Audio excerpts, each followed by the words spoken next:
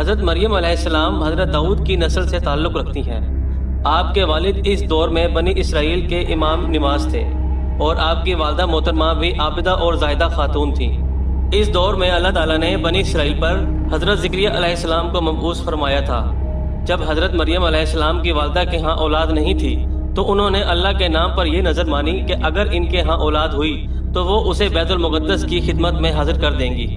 اس وقت کے رواج کے مطابق جو لڑکا اللہ کی نظر کر دیا جاتا وہ نہ تو شادی کرتا اور نہ ہی دنیا میں مشاغل و دلچسپی لیتا، صرف عبادت گاہ کی خدمت کرتا اور خود عبادت میں مشغول رہتا تھا۔ حضرت بی بی مریم کی والدہ نے بھی بیٹے کی عطا کرنے کی دعا کی تھی۔ رواج کے مطابق عبادت گاہ کی خدمت کے لیے تو صرف لڑکوں کو ہی قبول کیا جاتا تھا، لڑکیوں کے لیے یہ اجازت نہیں تھی۔ چنانچہ بیٹے کی جگہ بیٹی پیدا ہوئی تو ماں کو یہ فکر ہو گئی کہ اس کی نظر قبول نہیں ہوگی، کیونکہ دستور کے مطابق لڑکی نظر کی ممانعت تھی۔